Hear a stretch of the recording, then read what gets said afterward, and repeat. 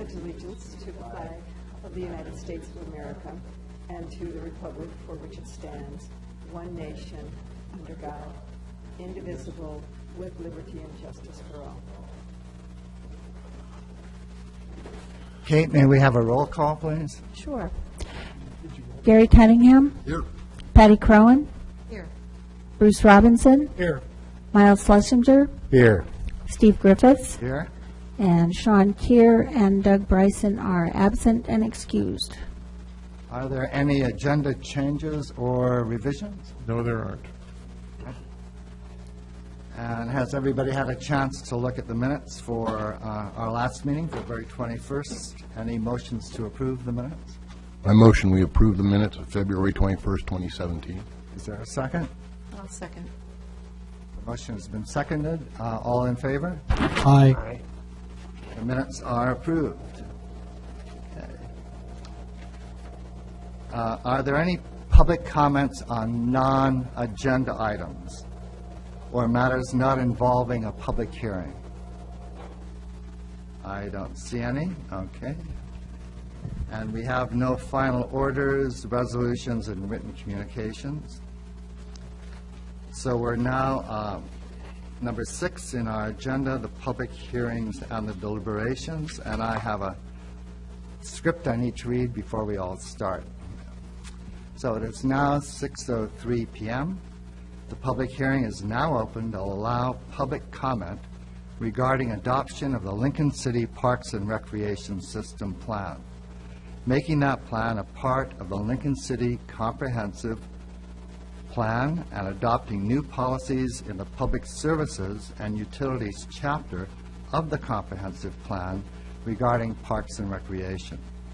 The 2016 Parks and Recreation System Plan is a guide for Lincoln City to use in developing and maintaining its parks and recreation system for the next 20 years. The Planning Commission's role in this process is to consider any written or oral comments or testimony, as well as information from staff, and present a recommendation to the City Council, who will hold an additional public hearing. The City Council may adopt the Planning Commission recommendation, may adopt a different recommendation, or may take other action. The applicable criteria by which the plan will be evaluated by the Planning Commission and the City Council are: 1, conformity with the statewide planning goals, Goal 8 in particular; 2, conformity with the unamended portions of the comprehensive plan goals, policies, and land use map; and 3, the applicable provisions of the Lincoln City Municipal Code. Appeals to the Land Use Board of Appeals, that's LUBA for short, are limited to persons who have presented written and/or oral testimony at the hearings before the Lincoln City Planning Commission and/or City Council. The failure to raise an issue at the public hearings in person or by letter, or the failure to provide sufficient specificity to allow the Planning Commission and/or the City Council an opportunity to respond to the issue precludes an appeal to LUBA on that issue. If you're here tonight and you wish to speak, please write your name and mailing address clearly on the sign-up list at the entrance. Please speak directly into the microphone and begin by stating your name only. If you also have written testimony to submit into the record, please provide a copy to our recorder. Will the staff please present its report? Thank you. Well, this is going to sound very familiar to the presentation I gave at your workshop 2 weeks ago, and also to the workshops that I did for the Planning and Park Board, City Council and Park Board. But we'll put it in the record, and so you're going to hear a little bit of the same thing over again. I did try to add a couple things to kind of change it up for you.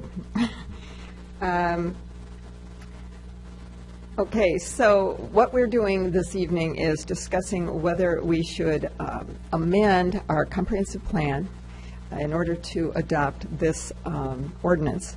This is 2017, and we'll have numbers here for the ordinance number when it gets to the city council.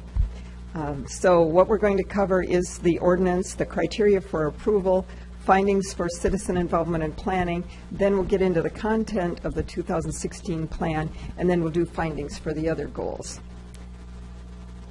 Okay, so our ordinance says that the 2016 Parks and Recreation System Plan, which we have in Exhibit A, is hereby adopted and supersedes all previous parks and recreation master plans.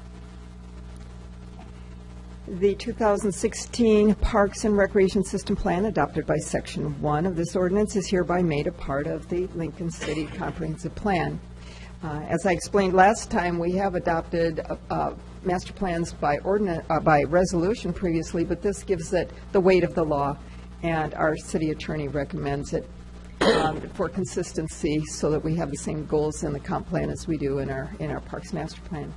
And paragraph 3, or section 3, is that paragraph 3, Parks and Recreation Policies of the Public Facilities Policies for the Public Services and Utilities chapter of the Comprehensive Plan, is hereby deleted and replaced with the following, and then we'll go through those policies.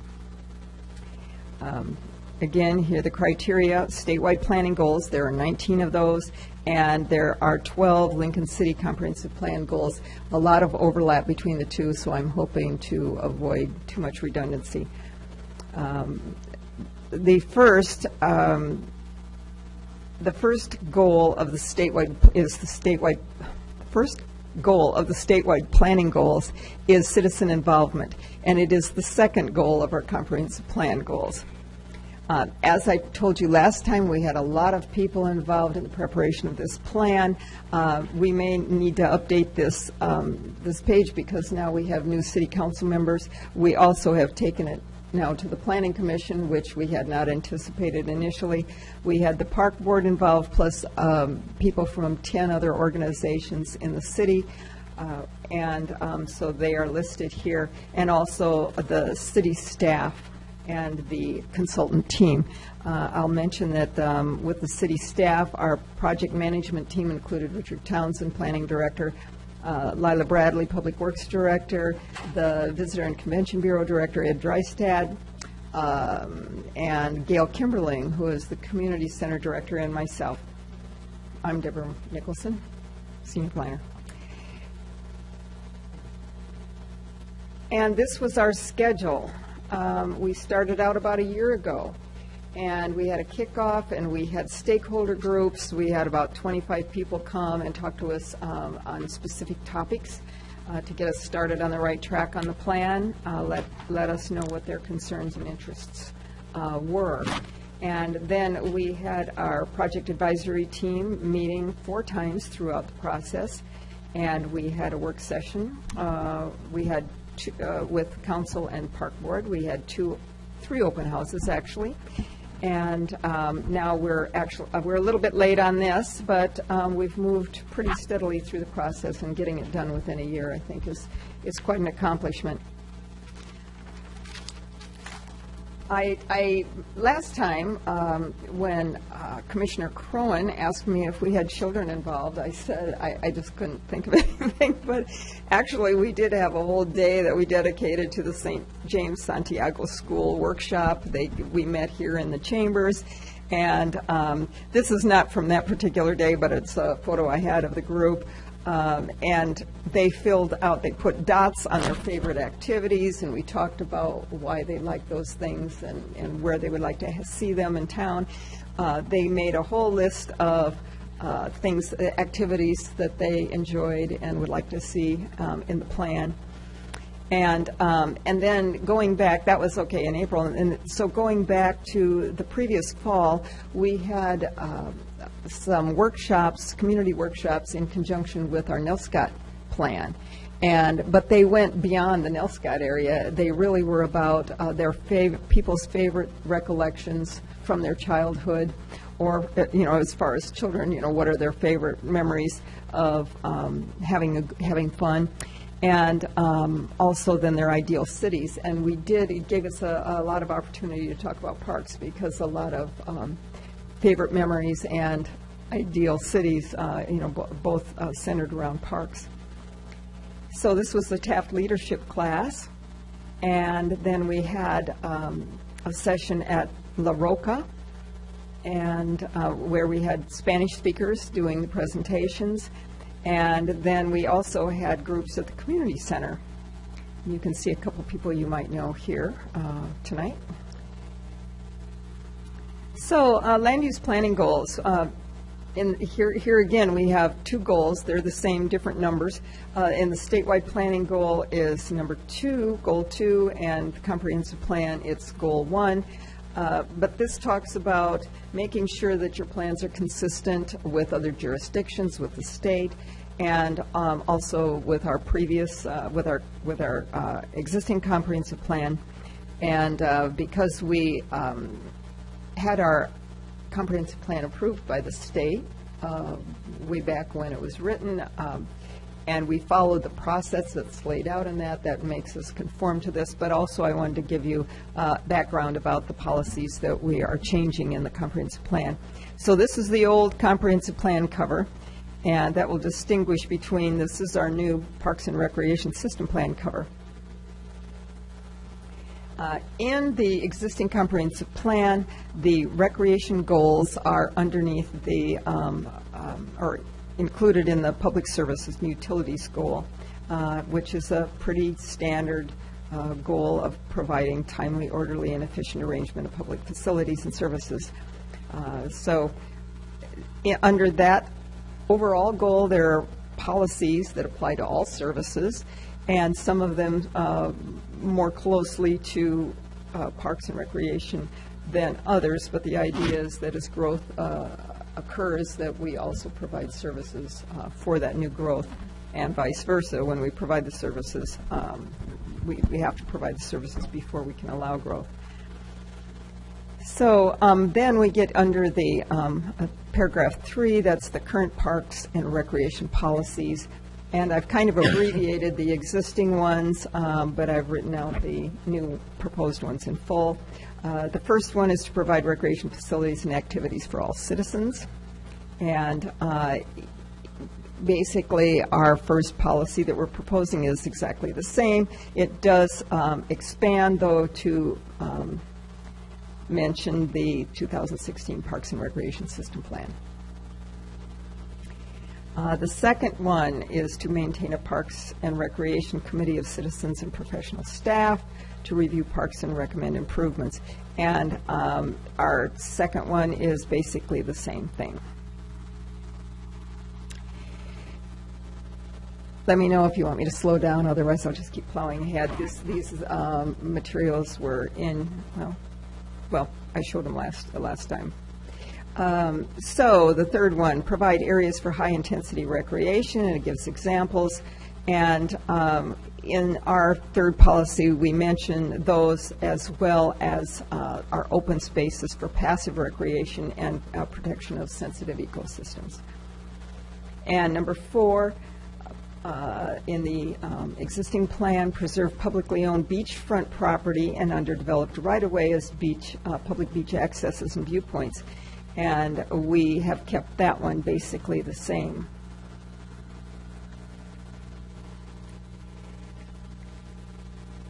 For number 5, determine the feasibility of boating facilities on Siletz Bay and Devil's Lake. We did not make a new policy for that, although we did mention boating as an activity, and we did include in the proposed plan some new places where we might offer boating, but we didn't call those out specifically. So, and then we have a whole series that say we should work with various groups. This is in the existing plan. And so we're talking about Council on Aging, we're talking about ODOT, Oregon Department of Transportation, we're talking about the state parks and the school district, about working with private and public agencies and working with community groups and citizens. And so we've lumped that all together and said the city shall continue to work with partners and develop new partners for sharing existing resources and providing new and improved facilities, recreation opportunities, and developing cultural enrichment programs and activities. Okay, so the rest of the, so that was our planning and our citizen involvement goals. And so then the rest of the goals really have to do with the content of the plan. So I'm going to run through what's in the plan, and then we can talk about the findings for the rest of the goals. Okay, we developed a new vision. The Project Advisory Committee, including the Park Board, all thought of 3 words that they wanted to describe our future park system, and our consultants put them together into a vision. And the vision talks about being well-connected and accessible, geographically dispersed, easily navigable, opportunities for people of all ages and backgrounds, and again, I'm just kind of abbreviating, celebrates and preserves nature and ecological integrity, continues to provide access to beaches and waterways, provides a diverse range of indoor and outdoor recreation activities, responds to current and future needs for both residents and visitors, supports and grows our economic base of tourism, is ambitious but realistic. So, then moving on to the priorities that came out of the plan, the Project Advisory Committee and the Park Board both felt quite strongly that we really needed to provide some new parks for underserved neighborhoods, and that was even more important than improving our existing parks. Among those core facilities, the highest ranking one was a new park in the south part of town at the old Taft Elementary site. And the second highest priority was in the Side Creek neighborhood, which is just south of the lake. And I will show you later, we have an image here that shows how those areas are currently underserved by any kind of park. And and then we had others that followed. We had the school work with the school district to provide some park facilities near the Spyglass open space, which is behind the Taft High School. At the Villages of Cascade Head, up at the north end of town, we propose a community park and also neighborhood parks that would be developed when neighborhoods develop up there. Rhodes End has no playground or recreation facilities. So there was discussion and prioritization of that along with the Rhodes End State Park. And the Agnes Creek Park rated rather low here, but the members felt that if we are unable to acquire the old Taft Elementary site, that this one would become a much higher priority. We talked a lot about, we got a lot of input about what we needed here in town, and we did a lot of assessment. In addition to that, we also looked at state standards, and the state standards for acres per 1,000 population are shown in this chart. This shows, and the colored columns show a deficit. The red's a deficit. The green is actually more than we need, a surplus. So we asked our consultants to provide that information both for our current population and for our projected future population, and then which we estimated at 10,763. At the end of our planning period, 2035. And then we also asked for a column that showed what it would take to adequately serve 30,000 residents and visitors, which is a typical situation for us here in Lincoln City on any summer day. So what it showed is that we've more than covered the need for open space, thanks to the bond issue from the 1990s that was for $3 million, and we bought something like 350, 400 acres of open space. And now we are improving that open space. But we are short on parks. So it talks about mini parks, neighborhood parks, community parks, and regional parks, and we're short on all of them, according to this standard. Another standard is the facilities per population. So facilities per 1,000 population. Again, we had them divided into the current population, future population, and 30,000. And here we find that we are short on playfields and courts, picnic shelters, and especially day use tables, picnic tables. Here's a chart that depicts service areas for parks. With the parks, the standard is that we should have everyone within a quarter of a mile of a mini park, a 5-minute walk, a half a mile of a neighborhood park, which is the 10-minute walk, and 3 miles of a community park, which would be a short drive. The consultants viewed the highway as a barrier, so did not extend a service area for, in this case. You can see here, it's not a complete circle because they wanted to have a neighborhood park on the side of the same side of the highway as the people using it for the most part. The yellow area on these maps is not served by any of the existing parks within the recommended radius. So in the south half of the city, we have a park, the kids' park in Cutler City, which has playground equipment. The rest of these are picnic tables or beach accesses, but don't have any playground equipment. So, and then you see this large area that has nothing within the recommended radius. We have the facilities on 22nd Street, which includes Curtis Park, the Ball Diamonds, the skate park, and also the community center. So they have considered that to be a community-wide park. It serves everybody in the community, and that's why the circle here is so big and takes in so many. But it does leave out the north part of town where we are developing in Lincoln Palisades, and of course the whole Villages and Rhodes End. So these smaller circles in here are neighborhood parks. We have Regatta, Holmes, and Sandpoint. Over here we've got Wacoma and Dorchester. So then we step back and we go into the core facilities and new facilities for the South. One of the proposals that was in the 2000 plan and also is our top priority for the new plan is a park at the old Taft Elementary School, and this shows that that would be a community park and would serve a large area.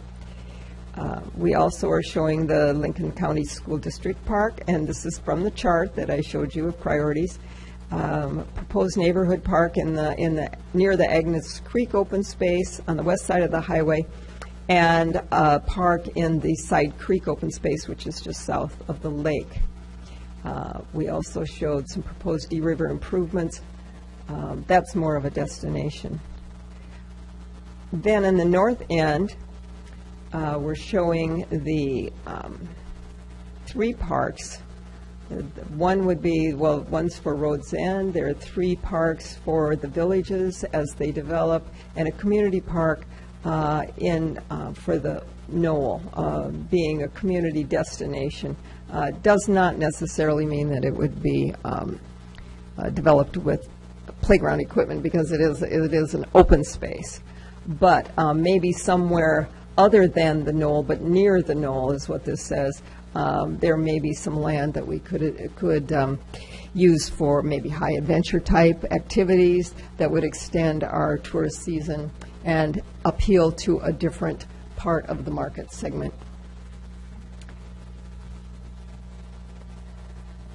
So, in detail, they're showing a little more detail for this development of the old Taft Elementary School site as a park, showing picnic and lawn area, soccer fields, multi-use basketball, tennis, pickleball, and that would possibly be in a covered facility, a playground and nature play, and a dog park.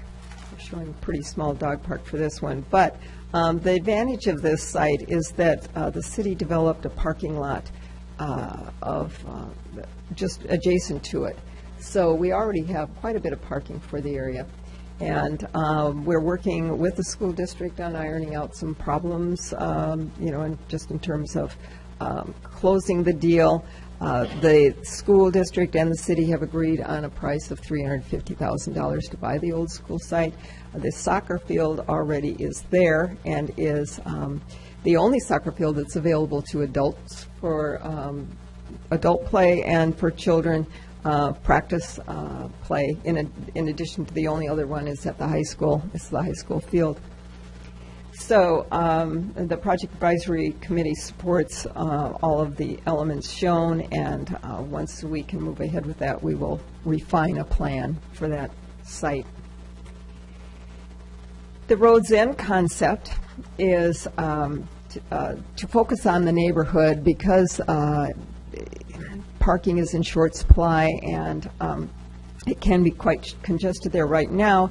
The members of the committee felt that that any new facility should be focused on serving the neighborhood. People can walk to it as opposed to attracting people from elsewhere in town to drive to Rhodes End to use the park.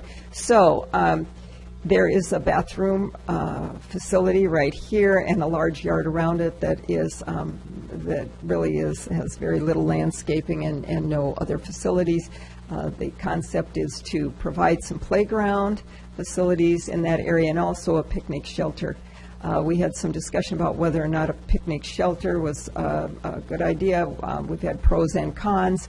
And again, I think when we get to a point where we can actually have the money to do something, that we will be much more specific about the elements that we're going to plan.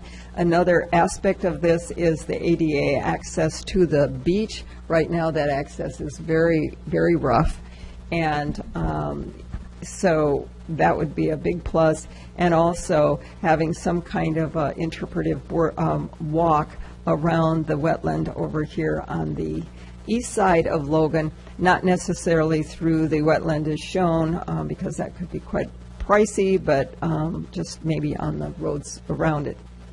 And one of the thoughts here is that because Rhodes End State Park is a state facility, that we should be looking to the state for some funding on this and partnership.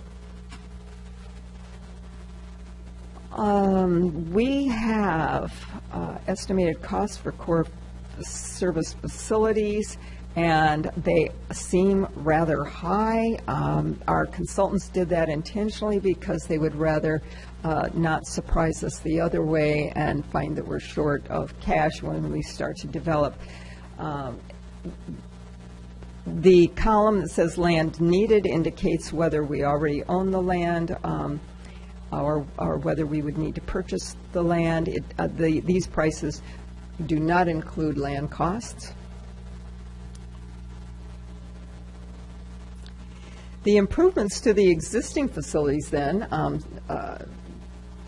are all tabulated here on this table. These are recommended improvements. Wayfinding is something that apparently we need everywhere, and wayfinding would be just basically signage that would tell people how to get from one park to another, and maybe suggest places that they were unaware of before. We also have, well, it's a little bit small. This is online for anybody who's straining eyes to see it right now, but it's online at www.lincolncity.org on the main page under current news. It's also attached to the packet if you go to the site that shows the Planning Commission packets. And so we can get, you can get into that as much as you want. I won't try to do it here.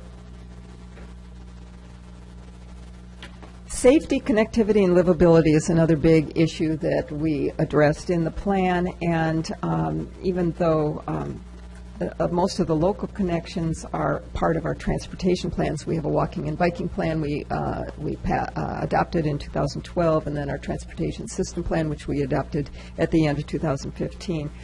But, there's a lot of overlap because walking and biking are some of the favorite activities for recreation as well as important transportation. So one of the things that I'll call out here is the Head to Bay Trail, and it comes down, it's still in the north end of town. I guess we're looking at south right now, but we haven't any particular alignment to get from Dee River, say, down to the bay. And that's the goal, of course, is to go from the Cascade Head area, or the villages of Cascade Head at the north end of the city, all the way down to Siletz Bay. So that's one of the things that it calls out, that we need to define that alignment. And the north end, complete the Head to Bay Trail gaps. We also show a Devil's Lake Loop that can be a great amenity, and that would go totally around the lake. It would incorporate the Head to Bay Trail on the west side and then provide some facility on the east side. Local connection to Rhodes End should be a high priority. We have no sidewalk along Logan, and I see people there walking all the time, especially in the summer months, and in kind of a dangerous situation. I mentioned that we also talked about tourism and how our how our parks plan should guide us in terms of providing facilities for visitors to the town. The tourism is our economic base, and so it's pretty important that we keep up and give people reasons to want to come here, not just in the summertime, but during the rest of the year as well. So one of the top things that we talked about in terms of enhancements that would attract tourists as well as our locals is our additions to the community center. And those would include a teen center, which the community has talked about for years, and also the senior center. We have a senior center in the community center now. But moving it to a different space would allow for expansion of the adjacent weight and fitness rooms, and also an outdoor play area, an expanded swim zone with zero entry wave machine, and then connection to the south to Northeast 14th Street, Northeast Port Avenue, and that would be part of the connection to the Head to Bay Trail. So this was a very top priority. Now, over in Curtis, on the north side of 22nd, we have our world-famous skate park here, and our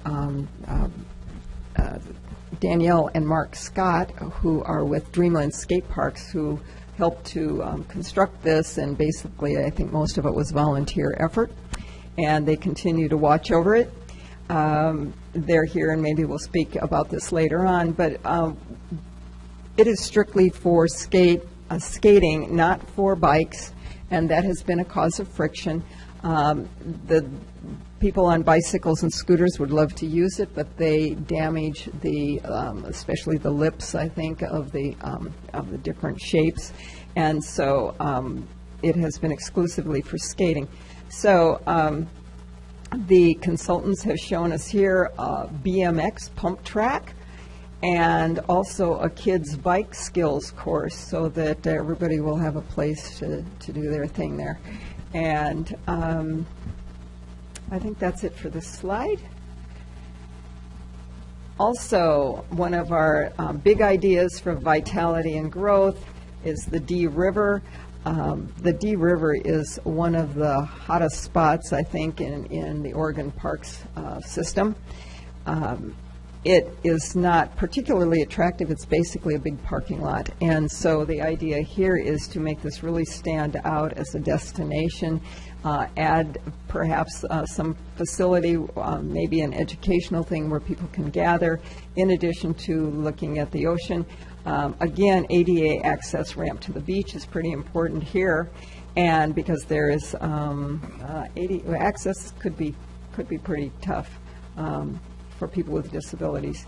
And the group definitely wanted to retain parking right here, so because a lot of people just like to drive up, park, and look at the ocean, and so we wanted to preserve that parking, but also we're showing some additional parking over on the east side and connecting with a walkway and an improved intersection to help people get safely across.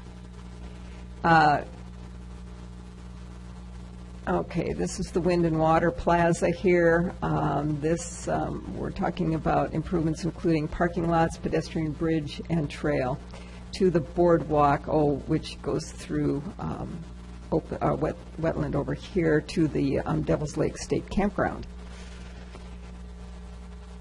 We had even bigger idea that included private properties as well as city investment on the south side of the river. And the group chose to go with a more moderate approach, keeping in mind that if we ever got to a point where the private property owners were interested in doing something in a partnership, that's a possibility. So, Schooner Creek is the last major destination, big idea we had, and you'll see here's the Taft Elementary School property that we just talked about. The big idea here is that we would make a grand entrance to the south part of town by connecting the east and the west beaches, and add a facility for kayak paddling, center, riverfront gateway park, non-motorized launch area, new waterfront trail, ADA access to the beach. I think that's about it. So the group did, here are the costs for that, and of course we get into some really high prices.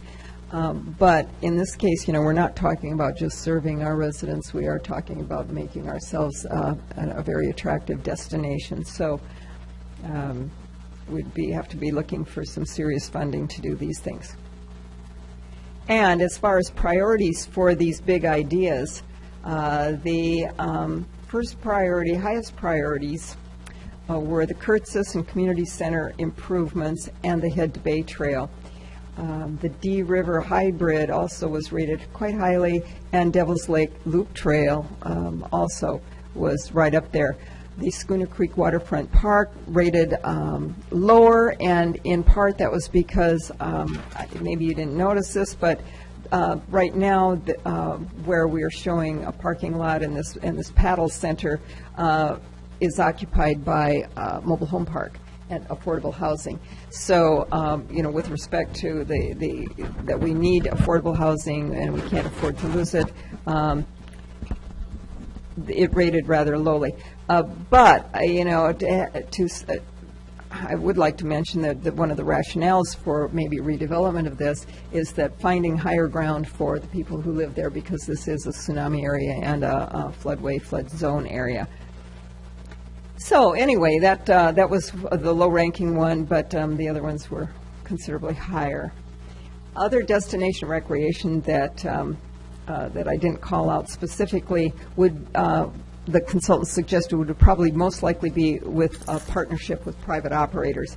But that may be in some of those northern areas of the villages, for instance, where we might have mountain biking, zip line, canopy walks, paddling, and then we get to the Paddling and Exploration Center on Devil's Lake, Schooner Park, and Slets Bay, outdoor-indoor water park. And we just kind of eliminated the wave park idea because of the amount of land and money that it would require. Okay, implementation, parks and recreation staffing. The there was quite a bit of discussion at the Project Advisory Committee and Park Board about the need for a Parks and Recreation Director. Our last Parks and Rec Director retired in 2010, I believe, and since then, I've been doing the planning for parks. Lila Bradley, Public Works Director, has been in charge of parks maintenance and the budget. And Gail Kimberling has, of course, been managing the community center. And some of our members feel quite strongly that in order to make the most advances and to have a comprehensive approach to parks and recreation, we should have one person in a director position doing that. And also, another emphasis was on having enough people to actually maintain our parks. I think we're doing better now. We had cut back in the last decade, over the last decade, and yet added more things to take care of. So we'd cut back on staff and added more things to do. So they were quite strapped for a while. And I might as well just throw this in here. I was talking to Lila today about the fact that when we were looking at developing Taft Park, we came up with the estimate that it probably would require a new full-time staff person to take care of that park and or share in those responsibilities. And Lila said that that is about an $80,000 bill every year to hire a new staff person with benefits, and that's fully loaded, of course, and equipment, I suppose. So that's something to keep in mind. And then, then we need to get to talk about funding options. We talked quite a bit about system development charges last time, and I do have a little bit more information about that. Lila.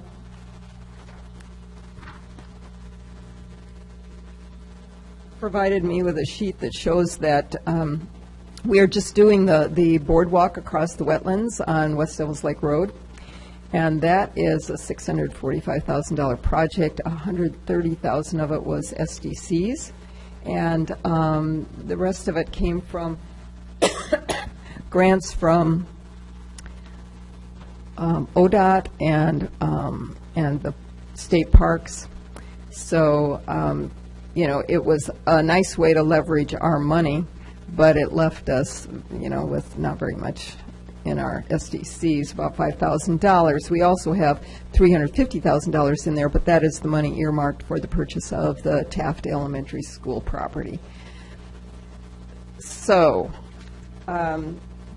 we do get $2,000 for every unit and for every dwelling unit and every hotel room that we build here in the community, and that is based on our previous plans. So once this plan is adopted, the next task is to establish what SDC charges will be based on these projects, and we will be selecting projects to include in the system development charges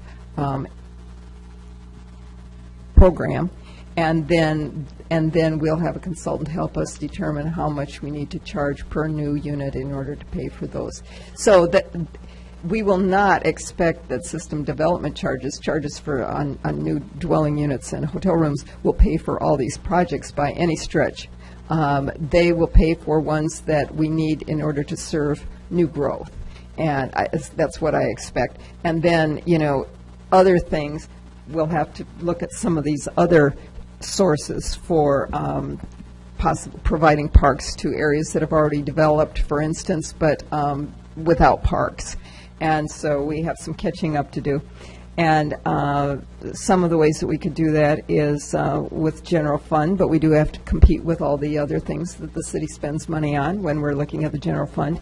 A bond referendum, such as we had in the 90s, to purchase open spaces. We could do a similar thing to provide new parks. Ticket sales, admissions, and passes, I think, are not, maybe a big source of income here, although we do have memberships and that kind of thing for the community center. And Last time, Commissioner Crowan mentioned having a park district, and I've heard that mentioned by a couple other people. In that case, it would be a taxing district, and it would include Lincoln City and some surrounding areas, and that would provide a steady source of income for these improvements. Friends and other volunteer programs are really important to us.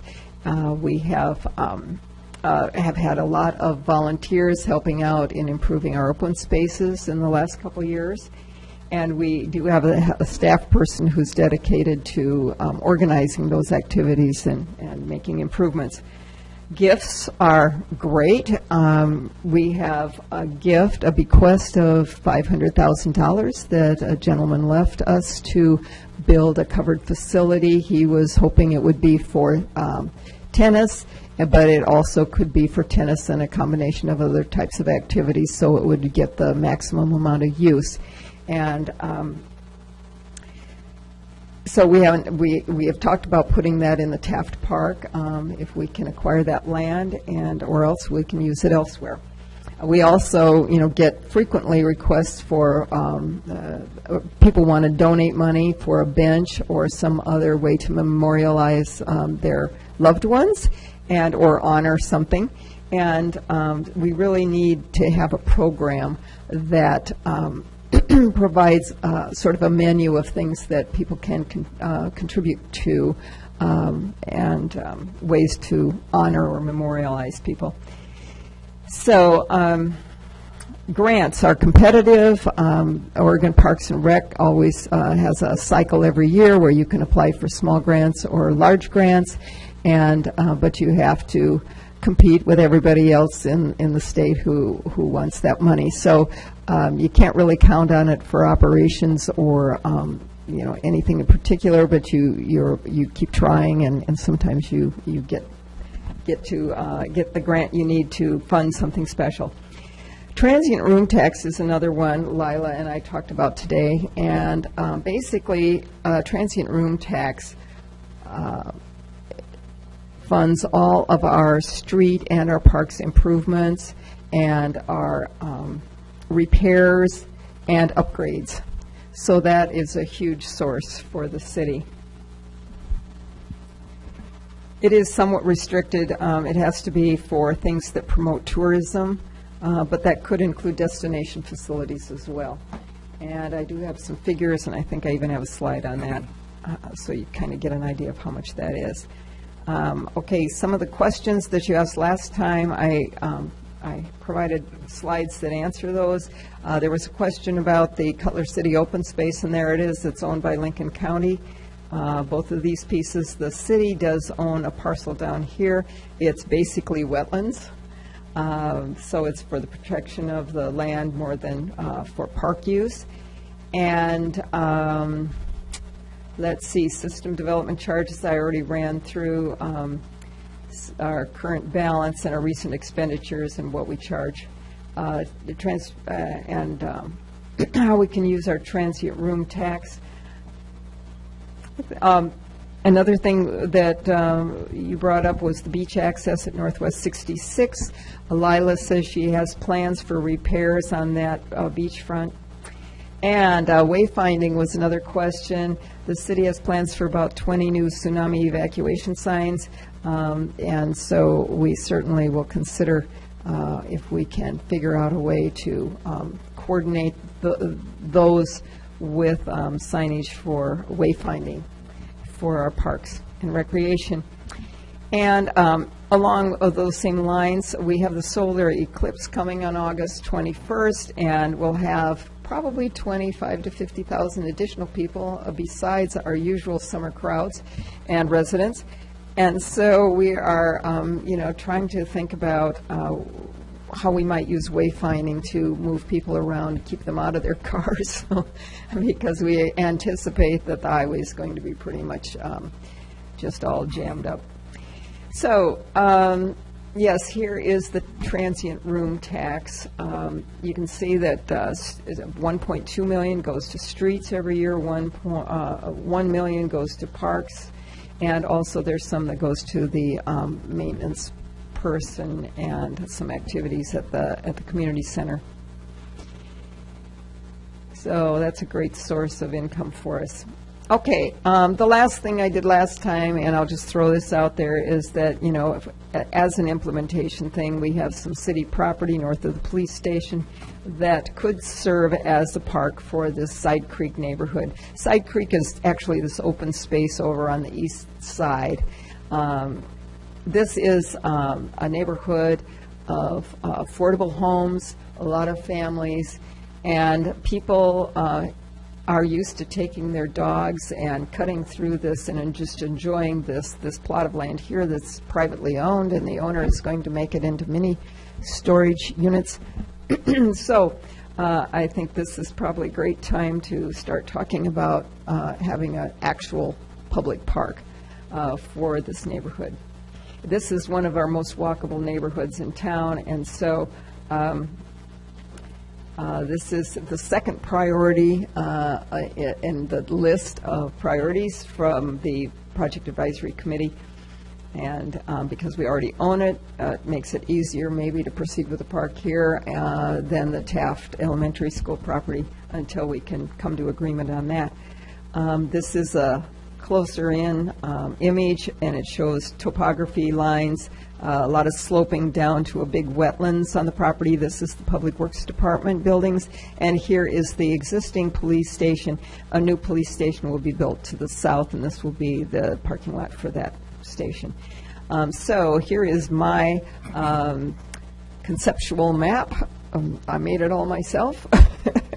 But I did talk to a lot of people and and the park board, and who all seem to be very supportive of the elements that are in the park. Maybe, you know, a different arrangement, but zooming in on the north part, some picnic areas, a skate dot, perhaps using the topography of the area to skate dot is like a really small skate park. And so our consultant suggested that might be one way to allow people to, kids to have some fun skating without having to all necessarily go to the Curtis Park. Play field, playground, shelter, parks and restroom, and a bike trail that would also use the topography to add some fun. And some birding stations. And then the south part, we are showing about a 1.3, 1.5 acre dog park, probably divided up into small dogs and large dogs. So anyway, that's an example of something that we'd like to try to get started on, and I think that, you know, once we have something like this, a concept and the piece of property, then it makes it much easier to get donations and gifts and to raise money. The dog park supporters have been trying to, they have a lot of support. They've been trying to raise some funds, but it's really difficult to do if you have no idea where you're going to put them. And so you did get a letter from Cheryl Johnson. She came to your workshop last 2 weeks ago and spoke in favor of dog parks. And I don't think I have anything else. Well, thank you very much, Deborah. Does You're the welcome. commission have any questions for staff? Commissioner Robinson? Thank you. Yes, I have a couple questions. First, wonderful presentation. Oh, thank you. I enjoy it every time I hear it. You know. Maybe First, you can do it next time. Oh, yay! Yeah. The Rhodes End Park, I'm concerned about it and I like it. I mean, my concern about the Rhodes End Park is the traffic, obviously, and the dangers associated with walking down that. It would definitely have. I certainly endorse the concept of the ADA evaluation of that. I'm, elderly but nimble, and I think it's a dangerous place to walk to get down to that section. On the other side of that picture, I know, for an example, that the Rhodes End Improvement Association would have had their last picnic and the one before that at that park if there was a shelter. That was a decision-making criteria that there was no shelter. So certainly a Rhodes End would use it more. Again, I'm also concerned about the parking problem, and I don't know if there's anything we can do about that. It's a dangerous place in the middle of the summer, and if we added in additional inducements, it could become more dangerous. One of the thoughts that came into my head with the various types of parks is, do you have a notion of what kind of park is more affordable than another type? Example, is a zip line, for example, more expensive than a skateboard park? Oh, no, I couldn't really tell you that, but I bet the Dreamland Skate Park owners here could probably give you a better idea than I can about the cost of skate park. With the zip line, that was one of those types of activities that the consultants thought might be run by a private private concession. And I don't know enough about that to really talk more about that at this point. We have a uniquely appropriate topology for zip lining. We have great canopy, good topography, and my impression is that zip lines are relatively cheap compared to some of the other forms of parks. I know personally many people who travel, several people who travel to Acapulco annually to zip line down there. Is that If we right? had a zip line park in Lincoln City, we might, it might become a hallmark for the city, just like the Nell Scott Challenge is and the Kite Festival. The third thing, and I mentioned this before, was the parks in the Rhodes End and what I think of as the Far Voyage side of things up East Devils Lake Road. It occurs to me that it might be a lot cheaper to build a park before the infrastructure is built. I don't know that. Well, at least reserving the land is, Well, and definitely planning the park as a part of the planning the neighborhood, see. obviously. It seems like we have some really wonderful opportunities up there just beyond the current development on East Devils Lake Road to put up a park, even though there isn't a neighborhood. My hypothesis is if you build a park, the neighborhood will come, oh, yes. as opposed to, although I do see we have some wonderful properties available to us in the built-up areas. This might be an opportunity to build a park for the neighborhood and induce. We could really use eyes on that property. Yes, that's up true. there, and if we had an enticement, that's all. Thank you. Well, and we should say along those lines, we are going to be taking a look at the preliminary master plan. I mentioned this at the workshop for the villages of Cascade Head, and that might be a great time also to be looking at where we want to have parks. Thank you. But just a minor thing, a pocket park, you were also talking about pocket Yes. parks. If you go up that Rhodes End trail towards the knoll, but you branch to the left on the road, there's a gravel quarry there. Yes, I don't know who owns that, James Drayton. but he might be induced to put in a driving range there. A driving range. Yeah, I was up there yesterday, day before yesterday, thinking, you could have an outdoor driving range to complement the indoor driving range we have at Chinook Winds. And you could probably accommodate about 20 driving stations and hit right into that cliff. That's a good idea. Thank you. Or out over Rhodes End. Any other questions, commissioners? Yes. Hi, Deborah. Hello. I would echo Bruce's comment. I like your presentation every time I hear it. My question has to do with the system development charges and how you link those to the areas that are critically in need of a park. So I don't know if you parse those out by where the growth is occurring, or how you connect those. It seems to me that you might have some funding that comes in from these charges, and then you use them maybe to pick off the low-hanging fruit at the community center, not really helping out the critical needs in the north and the south. Now that we have a fresh plan and fresh priorities, or once we get it adopted, and the community agrees on what those priorities are, I think that will help direct the expenditure of those funds. As I said, that will be the next step in the process, is to figure out which of our projects we want to fund with system development charges, and prioritize those, and then, and I think maybe that will, are you, like, for instance, the Head to Bay Trail, one advantage, one reason to spend the money there where, maybe somebody else would have done something else, is that we had some grant money available, quite a bit of grant money. And so it was an opportunity to also fill in a really important gap right where there's a narrow bridge and a wetlands. And so it was Lila seized an opportunity there to get that done. And, but it did use up, a big chunk of SDCs that, maybe next time we'd like to see go for a new park instead of continuation of the trail. But that's the reason that this plan is so important, is to help us with those goal setting and priorities.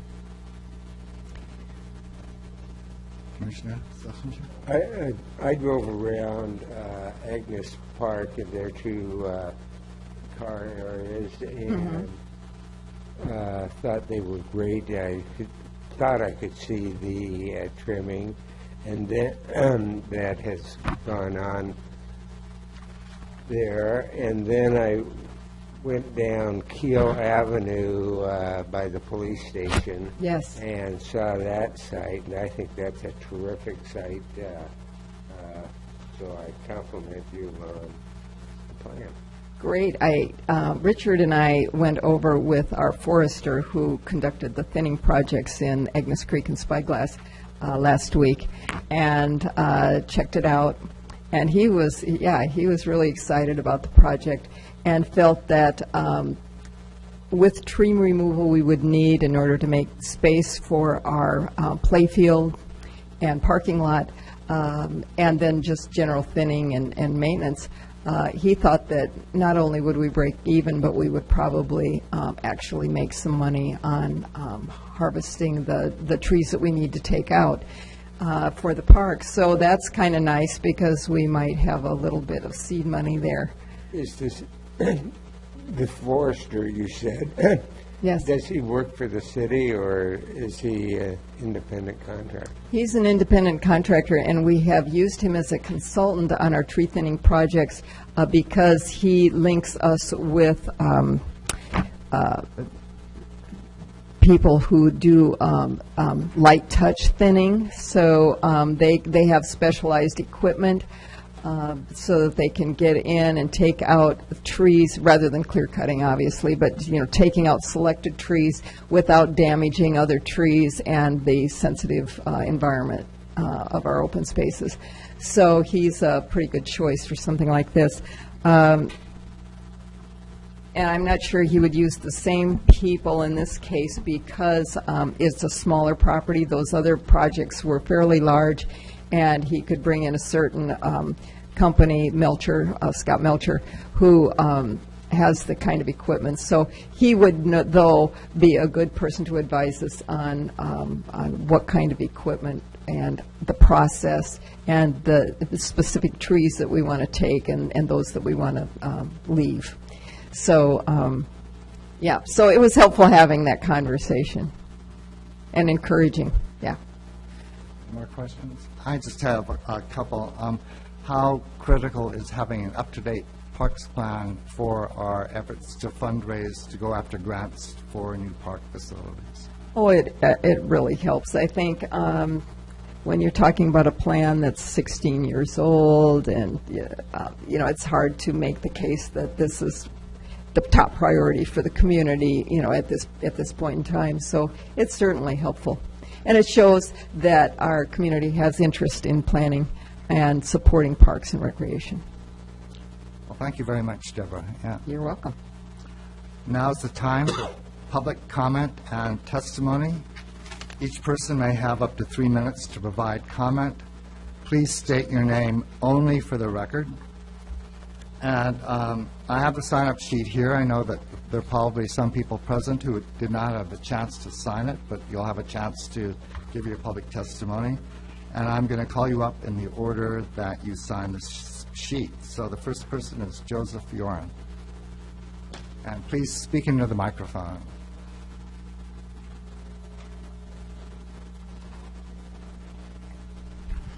My name is Joseph Yoren. I'm the president of the Lincoln City Parks Board. I would encourage you to adopt this plan and to help us to move it forward, because I believe it is absolutely critical to address the problems and the needs that we have in our parks and recreation system. Without this plan, we're left to do piecemeal development.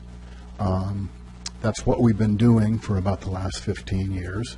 And as a result of that, all of our efforts have been in the central part of town. Without a functioning plan, we tend to try to repair or adapt or add to our existing facilities. Those existing facilities are centered in the middle of town. So every time we make an addition or an improvement to Kurtz's or to Regatta or to the community center, we're actually increasing the deficit that we have with the rest of the community, and we're ignoring the needs of those citizens.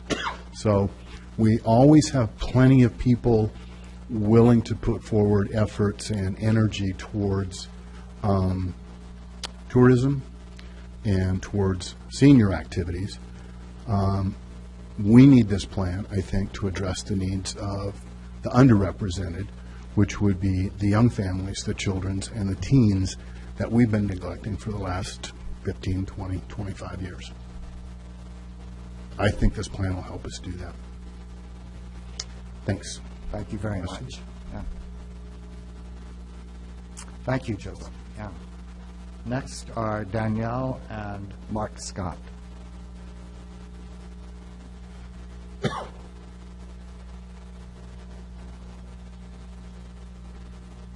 Hello, I am Danielle Scott. I don't know if he wants to talk after me. I'm here as a community member as well as a business owner and parent. I've lived here for 20 years in Lincoln City, and we're here to volunteer our services not just for the design or alternative skate dots or spots, but also our expertise in fundraising, planning skate parks, multi-use parks, how to utilize a small budget, cost-saving techniques.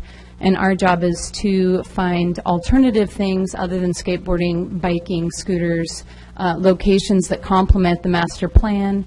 And we're here to support that, and I think it's really important. We build in communities all over the world that are going through these same planning processes and the need for not only the community kids, but also the tourists. So we're here to support this plan. It's a well thought out and well organized plan, and we appreciate it. Thank you. I'm also here as well to just show my support and try to get more involved with the community planning of future parks and whatnot. One thing I did that came up at the meeting is the fact that there's no Parks and Rec director, and I just like to remind people what a great job Ron Ploger did while he was here, and he kind of gave me the personal opportunity to, you know, take a chance and do the first phase of the skate park in 1999, and we delivered pretty well, and it was well recognized. We simply worked as Parks and Rec employees at that time, and pretty limited budget. And then I could go on and on about the skateboard park. It's kind of an ongoing thing. We formed a nonprofit and worked with Ron for several years, and although we did the first two phases as a contractor, we did phase 3, 4, 5, and 6 just through our nonprofit and volunteer efforts, and it showed a strong community effort, and it really got the kids together. And yeah, I'm just here to try to keep my involvement and keep a positive place for kids to go, and perhaps get more involved with alternatives for scooters and bikes, perhaps elsewhere, because I consider the park kind of sacred for skateboarding, and it's been that way for a long time, but by no means do I want to exclude anybody. So with that being said, I'm just glad to be a part of the community and look forward to the future. Thanks. Well, thank you, and thank you for your contributions to the skate park and your community involvement. I have a question for Mark. Question? How much difficulty is it to make a park that would have the ability to do the skates and the bikes, or is it just totally different?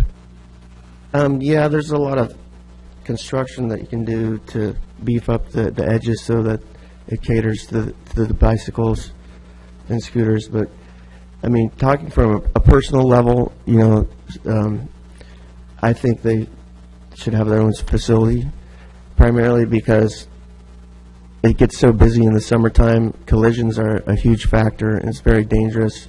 I personally have broken my leg running into a bicycle frame 15 years ago, and I didn't actually know about it till they were x-raying a different part of my body, and they're like, oh, you broke that leg too. And I was like, well, oh yeah, that's why it hurt so bad for 2 months. But it was just a fracture, so I was okay. And also, But yeah, it's just the collisions and the wear and tear, and you know, we've fundraised so much and put so much effort into the park. I think it'd be best if they had their own facility, perhaps in one of these other locations. And also during that process, during the design process, we have built plenty of parks that do allow bikes and skateboarders, but during the design process, how it is opened up and there's flow. If you look at the design and outlay of Lincoln City, it's an extreme park, is why it's ranked one of the world's best. But there are a lot of blind sides, the collision exposed siding for damage. So that particular park, we would not be able to make it so it would be feasibly safe for multi-users. But during the design process and the fundraising process is usually when we allocate the users that will be utilizing the park. Okay, would it be wiser then to maybe put the bicycle park in another location then? We prefer for it to be in a different location just for the fact of cross users. But for the location purposes of being able for the whole community to go to one place, our son's played baseball at the baseball fields for 15 years. You know, he's gone across the street and been able to skateboard. They're also bikers and scooters. We don't really, maybe once or twice every month or more do we ever have any other users. We know that they're out there, but they know that they're not allowed. So there is the land. I know sometimes land is a problem. The location that was cited for a skate dot on the south end of town, I think would be an ideal place. There are a lot of kids that go down to Moe's Beach. I see them scooter across the street. That would be the most preferred spot for a small scooter park area. There are kids down there. But again, during this planning process, we would love to help with our expertise and, you know, setting those places aside. Thank you.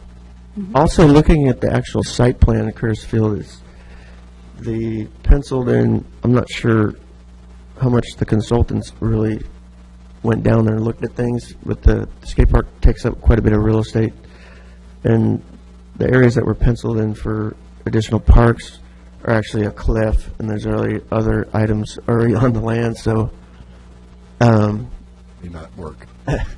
yeah, that might be an issue. I mean, you could possibly fill in the cliff with 3,000 yards or so, but I know there's a holding pond down there, so that might be an Great, issue. well, thank you so much. Thank you. And is there any person in the audience who did not sign up but wishes to speak? Please raise your hand.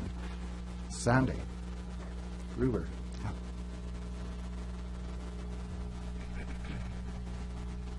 Hi, I'm Sandy Gruber, and just to be out there, I work for the city, but I'm speaking as me as a citizen. I've attended the meetings for this park master plan as a citizen, haven't been involved with it. And for the most part, I like it. Some places I think more simply than they do. But my biggest support is for developing parks in the south end of town. I have no children. I have no grandchildren. I have a dog, and I would very much like to see a dog park. Dogs need to run free just like little kids do in a playground. And we don't really have a place for dogs to run free safely for everyone. People like to say, well, we have the beach, but the beach technically is not really an off-leash park. You have tides, you have wind, you have logs. You have people down there who don't like dogs, don't want them anywhere near them. If the wind is blowing very loudly, your dog can't be under voice control because they might be upwind from you rather than downwind. So I am a huge supporter of getting a dog park sooner rather than later. It's a safe place for the elderly to take their dogs. It's a safe place for people in wheelchairs or someone who might have a broken leg or a sprained ankle, for people who have dogs who cannot be loose anywhere else, such as greyhounds who will just run and they won't come back. They just chase. And a dog park is more than a dog park for the dogs. It's a community gathering place for the people who own dogs and love dogs, and you form another community where people work together to take care of the park. They become friends. They expand their knowledge of who their neighbors are in that area. And I think that's critically important in this town, rather than seeing people walking on the side of the roads that you can barely see and they're just rushing past each other. A nice place where people who think alike owning dogs can meet and relax and enjoy watching their dogs wrestle and play. And I'm going to quote a gentleman out of Eugene who works for the city down there, or at least used to. Off-leash area parks are community centers for people as much as they are for canines. And if we think of it as a community center, then it's no different than our huge community center or the cultural center or Theater West or the senior center within it, or the teen center that we're talking about building. It's no different. It's still a community that we need to have. And last fall, I'm going to be just 1 second, last fall I took a trip with a dog cross-country for the first time, and the days that we were able to use a dog park before we traveled, much better traveling than the days that we didn't use a dog park in the morning. And I think that would be great for our tourists to know that we're thinking about that also. Thank you very much, Sandy. Yeah. Any other questions from the public? All right. Is there any comment from representatives of public agencies? If there is no further comment, is there a motion to close the public hearing and the record? Motion we close the public hearing and the record on CPA 2017-01. Is there a second? I second. All in favor? Aye. All right. What is the pleasure of the commission? Yeah, I'm good to go. Good to go? All right. May we have a roll call? Okay, may we have do you want to state your motion? Yeah, let's have a motion. I motion that we approve the park plan. You'd be recommending approval. I recommend approval of the park plan to the city council, CPA 2017-01. Is there a second? I second. May we have a roll call vote, please, Spain? Robinson, Yes. Schlesinger, Yes. Crowan, Yes. Cunningham, Yes. and Griffiths. Yes. Motion carries. Right. Just want the public to know that the City Council will hold a public hearing on this matter on Monday, March 27th at 6 p.m. So if you want, I recommend if you support the park or you have comments to make, attend that public hearing too. Excuse me, Chair Griffiths. I did prepare a final recommendation, If you could vote on that so that we could have that in time to present to the city council. Kate has copies of it. She's passing it out. It's very brief. Typically, we might wait another, till another meeting to do the final recommendation, but I anticipated that maybe you would all vote this way. So if it looks good to you, I'd appreciate a vote. Deborah, could you explain to us, especially our new members, what the final recommendation is exactly? Okay. It's just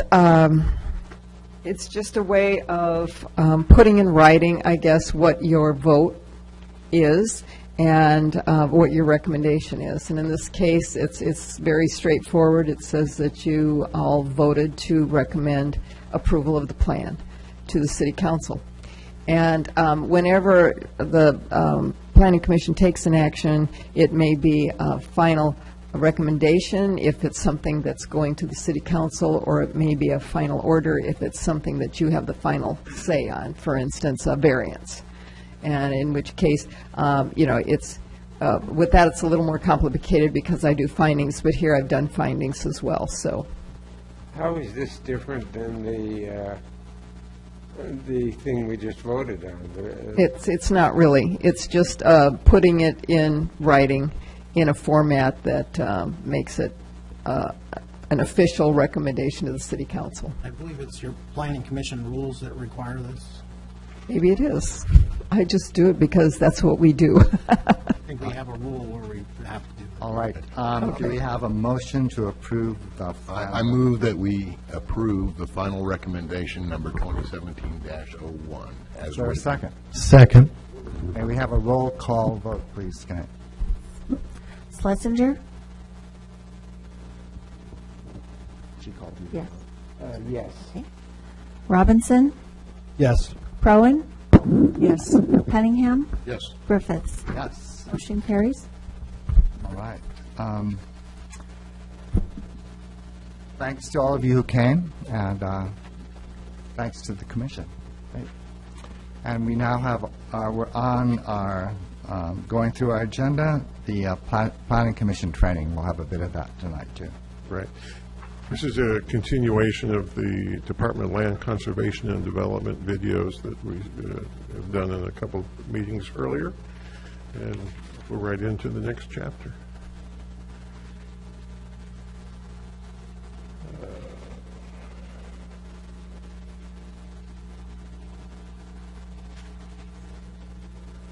And we're running into a problem. Yes, we are. You didn't pay your fees.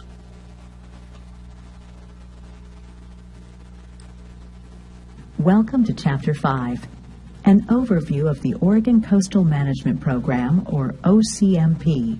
The OCMP is comprised of the statewide planning goals and requirements, local government comprehensive plans, and land use regulations.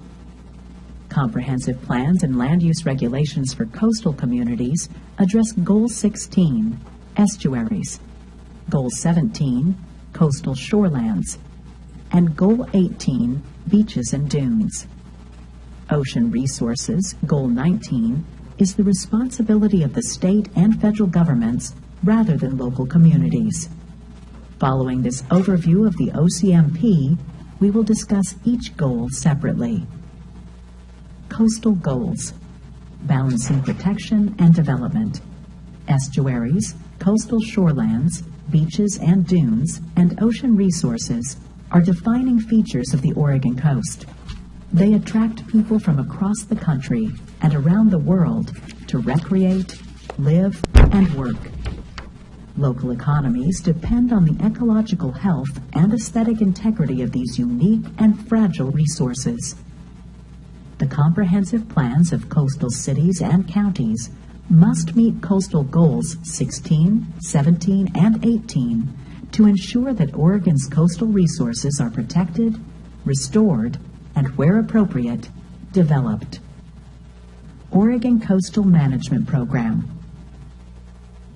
The mission of the Oregon Coastal Management Program, or OCMP, is to conserve and protect Oregon's outstanding coastal resources by assisting local governments to develop livable, resilient coastal communities and knit together the programs and activities of local, state, and federal agencies on the Oregon coast. The OCMP has authority over all areas within the state's coastal zone. The zone extends from the crest of the coastal mountain range to 3 nautical miles out to sea, the extent of the state's jurisdiction. There are 3 exceptions. For the Columbia River, the coastal zone terminates downstream of Puget Island. For the Umpqua River, it stops at Scottsburg. And for the Rogue River, it ends at Agnes. The purpose of this state program, housed in the Department of Land Conservation and Development, or DLCD, is to assist the work of the 32 cities, 7 counties, and many state and federal agencies involved in planning on the coast.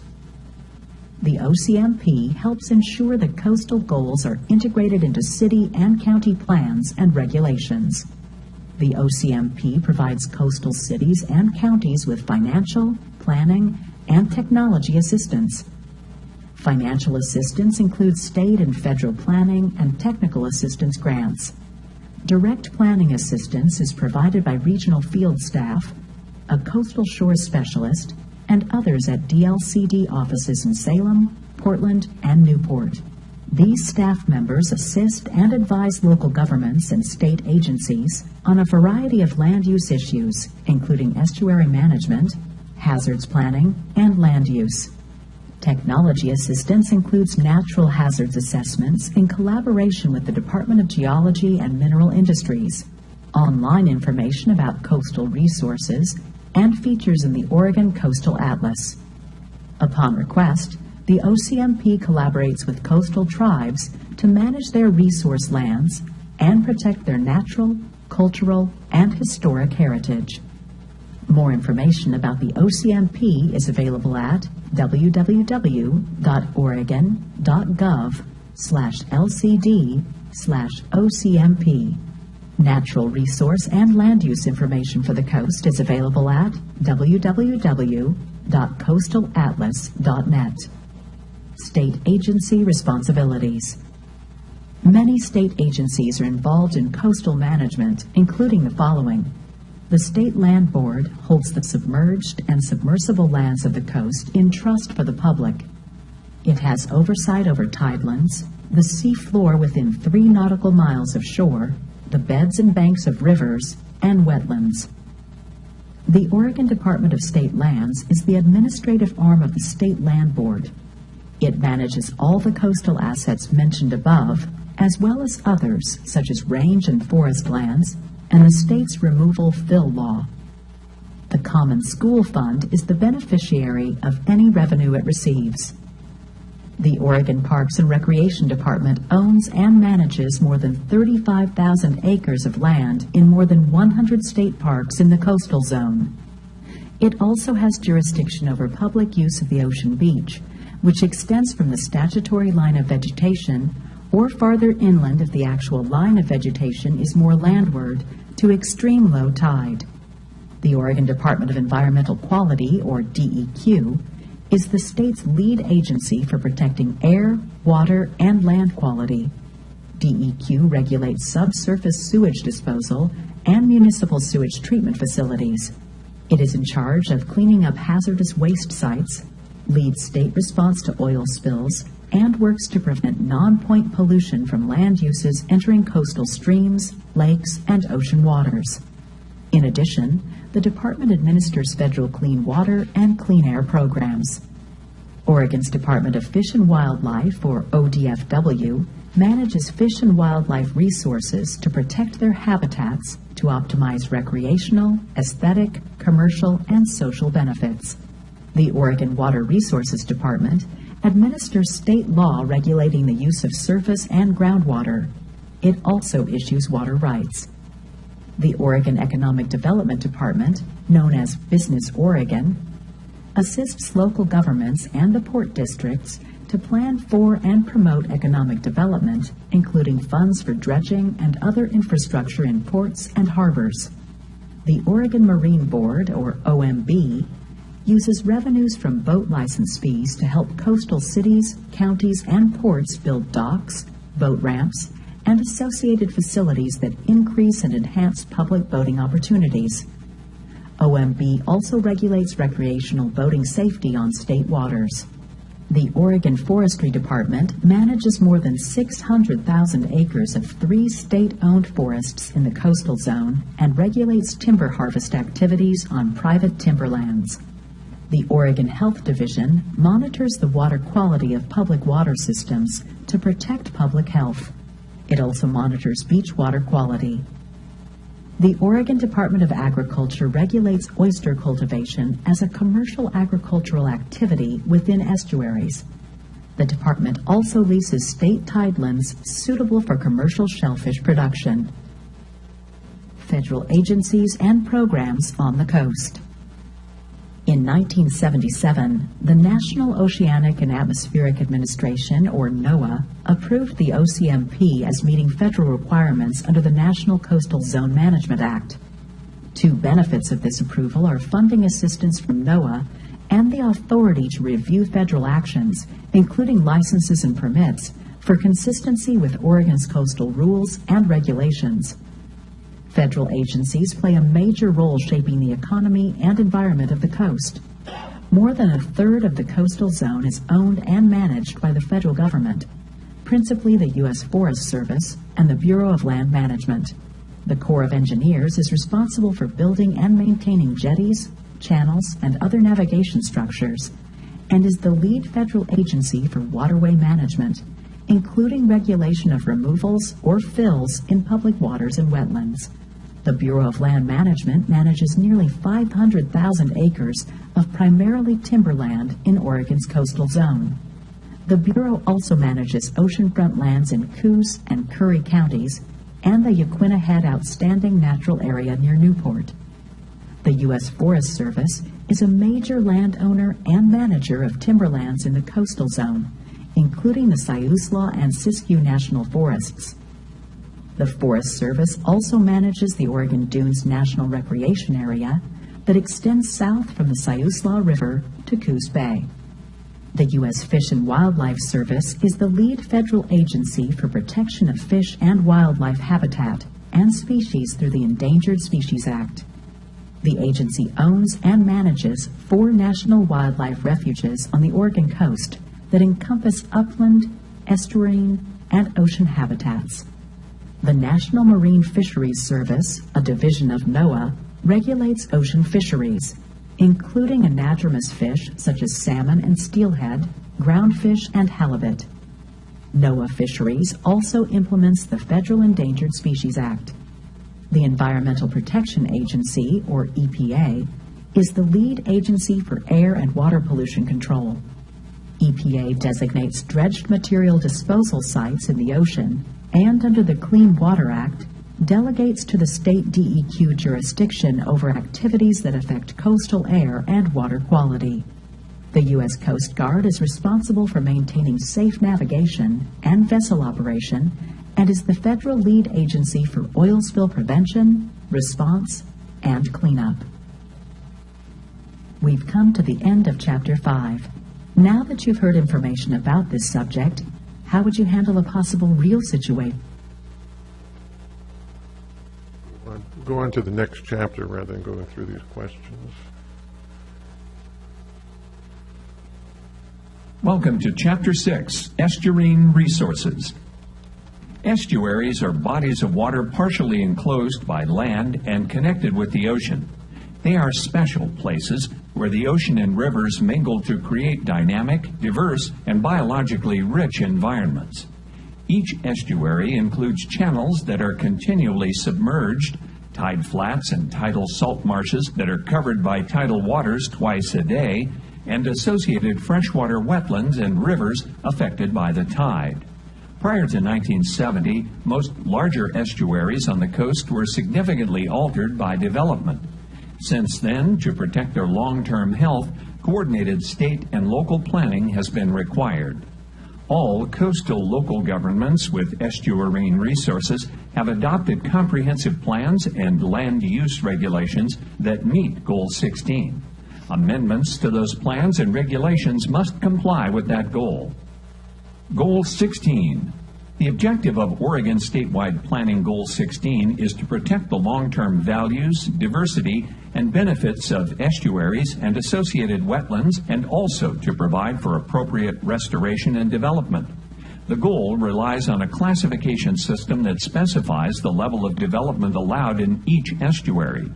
All local governments with authority over an estuary must prepare and adopt a management plan and land use regulations according to the following 4 classifications. Deep draft development for estuaries with maintained jetties and channels more than 22 feet deep. Shallow draft development for estuaries with maintained jetties and channels up to 22 feet deep. Conservation for estuaries without a maintained jetty or channel within or adjacent to an urban area with altered shorelines. Natural for estuaries without a maintained jetty or channel not adjacent to an urban area and with little development. Among Oregon's 22 major estuaries, 3 are classified as deep draft development estuaries, 8 shallow draft development, 6 conservation, and 5 are natural estuaries. 17 other estuaries are considered minor estuaries and are classified as natural or conservation. Estuarine management units. Each estuarine area contains management units whose boundaries are determined by the types of resources in the area and the extent of past alterations. These are natural, conservation, and development units, each of which is a discrete geographic area defined by biophysical characteristics and features within which particular uses and activities are promoted, encouraged, protected, or enhanced, and others are discouraged, restricted, or prohibited. Certain uses are considered permissible for each unit, while other uses may be allowed if they meet the Goal 16 resource capability test. This test determines the impact of a proposed use and whether the resources and ecosystem can assimilate the impact and continue to function. In estuaries classified as natural, only natural management units may be applied. In estuaries classified as conservation, only natural and conservation management units may be applied.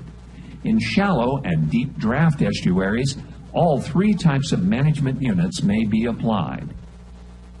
Natural management unit. Natural units are managed to protect natural resources, such as areas with significant fish and wildlife habitat, especially those that are the least altered or developed. They contain extensive salt marshes, tide flats, seagrass, and algae beds, and a variety of fish and wildlife. Permissible uses include low-intensity water-dependent recreation, research, passive restoration, bridge crossings, and limited use of riprap.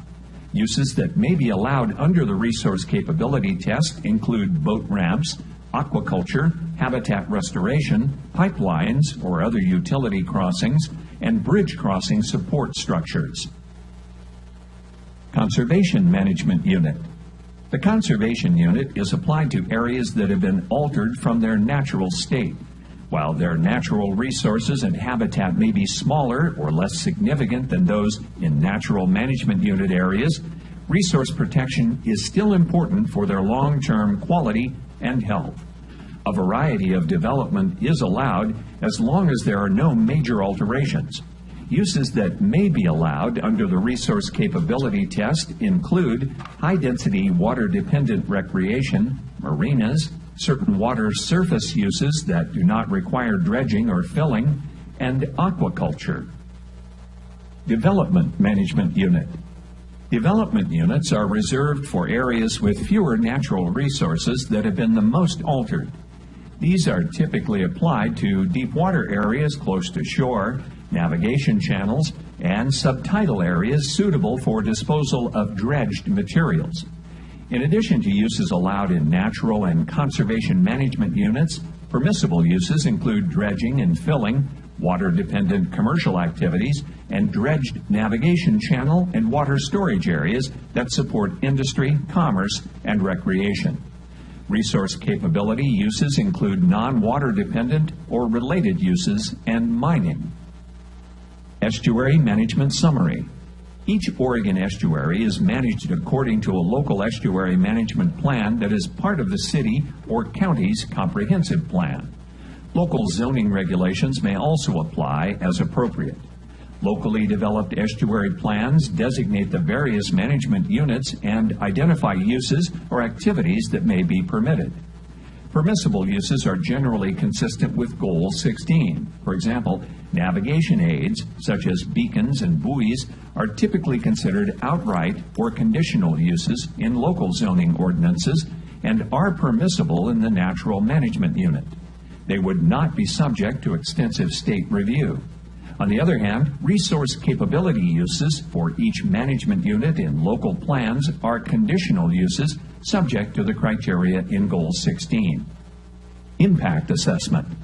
Under Goal 16, unless the local jurisdiction fully addresses a proposed action that may alter the estuarine ecosystem in its comprehensive plan, the applicant must undertake an impact assessment that considers size, scale, and location of the proposed activity or development, resources present at the site and those that it will affect, effects on other existing uses of the estuary, expected impacts on water quality, physical conditions, or biologic resources, and ways to avoid or reduce such impacts. Before a decision is made, the local government applies the Goal 16 Resource Capabilities Test to determine whether the proposed impacts on the estuary are significant or whether they can be accommodated without harm.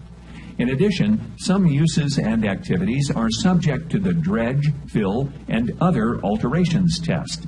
This test requires the local government to assess need, consider upland alternatives, and minimize adverse impacts. Removal, fill. In addition to approval through the local planning process, proposed actions involving removal or filling of material in an estuary are subject to the requirements of other agencies. The Oregon Department of State Lands must approve any proposed removal or fill under Oregon's removal fill law, and the U.S. Army Corps of Engineers has ultimate jurisdiction over any removal or fill under federal law. Other agencies, such as the Oregon Department of Environmental Quality and the National Marine Fisheries Service, have approval authority over certain aspects of the proposed activity. The Oregon Department of Fish and Wildlife advises state agencies on fish and wildlife issues. Dredged material disposal. The function and habitats of Oregon's estuaries have been significantly affected by the disposal of dredged materials from construction and maintenance of navigation channels and harbors. Goal 16 requires local estuary plans to avoid further loss by planning for the appropriate disposal of dredged materials. Each local estuary management plan must have a dredged material disposal plan with enough capacity to hold material expected to be dredged over the next 20 years. These disposal plans are important for the U.S. Army Corps of Engineers to maintain existing channels. The U.S. Environmental Protection Agency also designates ocean disposal sites where the Corps may dispose of dredged material. Mitigation. When dredging or filling results in the loss of significant habitat or ecosystem functions in one area of an estuary, equivalent habitat or function must be created, restored, or enhanced in another area. This mitigation is not one of the criteria local governments use to decide whether a proposal for dredging should be allowed in their jurisdictions. However, it is required as a condition of approval by the appropriate state and federal agencies. Riprap. Riprap is a layer, facing, or protective mound of stones randomly placed against shorelands or dunes to prevent erosion. It's permitted in natural management units to protect development that existed on or before October 7, 1977, when the goals were approved. It is also allowed for certain other structures or uses, such as a historically designated building. Riprap is allowed in conservation units when it protects an existing or permitted use, Land management or non-structural measures are not sufficient protection. It minimizes adverse effects on water currents, erosion, and accretion, and it is consistent with the resource capabilities of the area and the purpose of the Conservation Management Unit. RIPRAP is allowed in development units when it protects an existing or permissible use. Land management measures or non-structural measures are not sufficient protection, and it minimizes adverse effects on water currents, erosion, and accretion. Inventory of estuarine habitats and uses. Goal 16 requires local estuary management plans to be based on an inventory of the nature, location, and extent of physical, biological, social, and economic resources. This important information is the basis for identifying management units, establishing policies and use priorities, and reaching other planning and management decisions. The Department of Land Conservation and Development, or DLCD, ensures that data from various agencies and other sources are compatible and usable by local governments. Much of the inventory information underlying many local estuary plans is out of date or has been superseded by more accurate and current information, particularly in digital format for use in a geographic information system, or GIS. Local governments are encouraged to use the periodic review process or the next planning cycle to work with resource agencies to ensure that their estuary plans are based on the most current and accurate data. Federal consistency. In 1972, Congress passed the Coastal Zone Management Act. It empowers states with coastal management programs that meet the requirements of the Act to review certain federal actions, including licenses and permits that are consistent with the enforceable policies identified in the state's federally approved coastal management program. In 1977, Oregon became the second state whose coastal management program was approved. DLCD applies consistency requirements to federal actions affecting the state's coastal zone. Coastal, local governments, land use plans, and ordinances are included as enforceable policies of the Oregon Coastal Management Program. DLCD coordinates compliance between cities and counties and the federal government to ensure that both resource conservation and development are consistent with federal and state goals. We've come to the end of Chapter 6. Now that you've heard information about this subject, how would you handle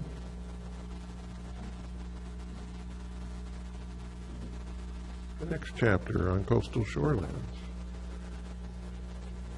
Welcome to Chapter 7, Coastal Shorelands.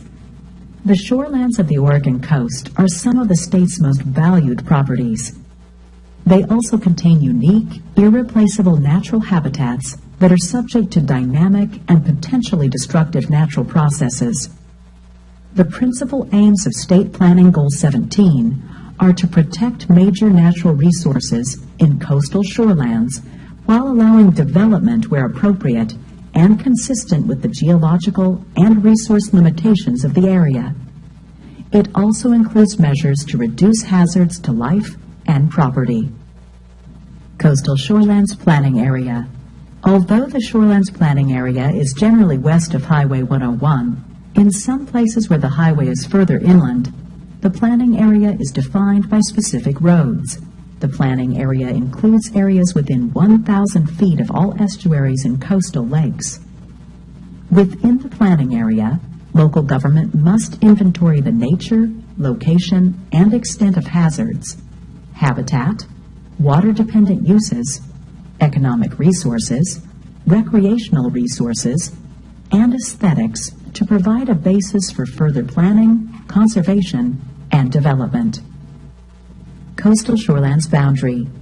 Using resource inventory information, each local government has adopted a coastal shorelands boundary that is contiguous with the ocean, estuaries, and lakes, and includes areas subject to ocean flooding, land within 100 feet of the ocean shore or 50 feet of an estuary or a coastal lake, geologically unstable land that affects the shoreland, riparian resources and vegetation, especially those that stabilize the shore, significant shoreland and wetland biological habitats, areas necessary for water-dependent and water-related uses, land with exceptional aesthetic or scenic quality associated with the water body, and coastal headlands. Uses in shoreland areas. Shorelands adjacent to coastal water bodies are highly desirable areas for a variety of uses. Goal 17 specifies uses that are permitted outright and those that are subject to conditions, with an emphasis on protecting habitat, headlands, aesthetic resources, and areas needed for water-dependent uses. There are strong linkages between estuarine areas considered under Goal 16 and adjacent shoreland areas under Goal 17. Water-dependent shorelands and uses. Goal 17 requires local land use policies and zoning to support water-dependent development and limit conflicting uses. Areas of deep water close to shore with supporting transportation facilities are important in identifying water-dependent shoreland areas. Water-related uses. Water-related uses provide goods or services needed by water-dependent uses. Two examples are fueling stations for marinas and stores for fishing gear or repair. Homes, restaurants, RV parks, warehouses, and other uses that do not require direct access to coastal waters are not considered water-related or water-dependent. They have low priority for development in estuarine and shoreland areas and are encouraged in upland and urban areas away from the shore. Water-dependent uses. In 1999, the Land Conservation and Development Commission amended Goal 17 to change requirements related to water-dependent shorelands to encourage reuse of water-dependent development. The new requirements are optional, but are applicable if local governments make changes to their existing water-dependent shoreland designations. The amended goal requires local estuary plans to protect a minimum amount of shorelands for water-dependent uses. This minimum includes areas currently used for such water-dependent activities as wharves, piers, docks, mooring, piling, and boat ramps. Local plans also must account for lands that were developed for water-dependent uses previously and still possess structures or facilities that can be used in the future. Mitigation, dredged material, and riparian vegetation. Shoreland areas identified as mitigation sites under Goal 16, estuarine resources are protected from new uses and activities that would prevent restoration or addition to the estuarine ecosystem. Shoreland planning also requires that upland dredged material disposal sites be identified and protected from new uses and activities that would prevent their ultimate use for dredged material disposal. Riparian vegetation in shorelands along coastal waters must be maintained and, where appropriate, restored and enhanced. Their important habitat functions to coastal estuarine and riverine ecosystems are reflected in both Goal 17 and Goal 5, Natural Resources. Natural and geologic hazards. Development in coastal shorelands is subject to a variety of natural and geological hazards, including erosion and flooding. The preferred solutions to these problems are land management practices and non-structural measures. However, any structures such as seawalls or riprap that are considered necessary should be designed and built to limit their impacts on water currents and protect adjacent and nearby areas from erosion or other adverse effects. Only with adequate review and safeguards should shorelands be developed in areas subject to severe hazards that could result in the loss of life and property. Public access. It is well accepted that under Oregon's beach law, the ocean shore is open to the public. The beds of most lakes, waters, and lands within estuaries subject to tidal flooding are also open to public use. Goal 17 requires state agencies and local governments to identify, maintain, and when possible, increase public access to these areas. Existing access to or along coastal waters must be retained or replaced if they are sold, exchanged, or transferred. Rights of way may be vacated to permit redevelopment if public access across the affected site is retained. For a list of public access points on the Oregon coast, consult the Oregon Coastal Atlas online at www.coastalatlas.net. We've come to the end of Chapter 7. One more. One more? Okay. Welcome to Chapter 8, Beaches and Dunes. Statewide Planning Goal 18 defines beaches as gently sloping areas of loose material, such as sand, gravel, or cobbles, that extend from the low water line to a definite change in the material type, landform, or vegetation line. A dune is a hill or ridge of sand built up by the wind along sandy coasts. The goal contains a variety of more specific dune definitions, including both active and stabilized dune forms. These definitions may overlap, and no one configuration fits all beach and dune areas or systems. These features are the result of dynamic, natural forces of waves and wind and take many shapes and sizes, changing from day to day, season to season, year to year. The two principal objectives of Goal 18 are to conserve, protect, and, where appropriate, develop or restore the resources and benefits of coastal beach and dune areas, and reduce the hazard to human life and property from natural or human-induced actions in these areas. Local jurisdictions are expected to use zoning and policies to meet these objectives. Inventory, planning, and implementation. Local governments must inventory all beach and dune areas. As the inventories of all coastal cities and counties were adopted in the early to mid-1980s, most of these contain only general information. Some jurisdictions have updated inventories with more recent information, particularly in the form of Geographic Information System, or GIS, maps and data. As beaches and dunes shift over time through erosion or accretion, Oregon Coastal Management Program works closely with the Oregon Department of Geology and Mineral Industries and other agencies to provide updated information to local governments. Local governments are required to regulate uses and activities on beaches and dunes that may cause erosion, alteration, or otherwise create adverse impacts on important scenic, biological, and habitat areas.